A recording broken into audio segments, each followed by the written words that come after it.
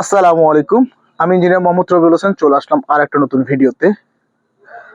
আমি আজকে আপনাদের সাথে একটা গুরুত্বপূর্ণ বিষয় শেয়ার করব, যেটি হচ্ছে অনেক সময় আমরা যখন ড্রয়িং করে থাকি কিংবা কাজ দেখতে যাই, সেক্ষেত্রে অনেকে দেখা যায় যে বেজ নিয়ে বিভিন্ন ধরনের কমেন্ট করে।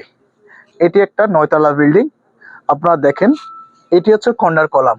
এই স্ট্রাকচারের কর্নার কলাম, এই বেজটার নিচে দুইটা পাইল ড্রাইভ করা হয়েছে। প্রিকাস্ট পাইল দুইটা ড্রাইভ করা হয়েছে। এই পাইলের বেসটার সাইজ হচ্ছে যে ডেপথ হচ্ছে যে 28 ইঞ্চি। এটা ডেপথ 28 ইঞ্চি আর হচ্ছে পাশ হচ্ছে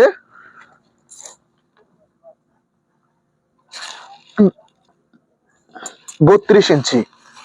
আর লাম্বাতে হচ্ছে আপনার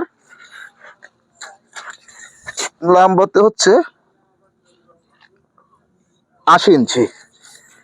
ঠিক তার একটু পাশেই একটু যদি দেখাই, ঠিক একটু কর্নার থেকে একটু মিডল স্পিনে আসার পরে বেজের সাইজটা দেখেন, এটার প্রায় দ্বিগুণ। এটার মূল কারণ হচ্ছে স্ট্রাকচারের যেখানে যেই পরিমাণ লোড প্রয়োজন হয় সেটাকে ডিস্ট্রিবিউশন করার জন্য এই ধরনের কলামগুলো প্রোভাইড করা হয়। মুখস্থ কোনো কিছু দেওয়া হয় না, কারণ আপনার ওখানে যদি সেম সাইজের বেসটা করা হতো তাহলে ক্লায়েন্টের কি অনেক ক্ষতি হয়ে যেত কিংবা অনেক খরচ বেড়ে যেত, যেটা কোনো প্রয়োজন নেই।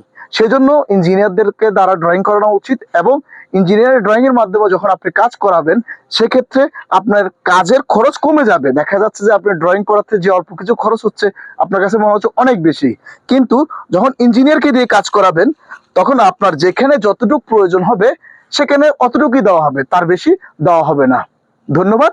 আসসালামু আলাইকুম।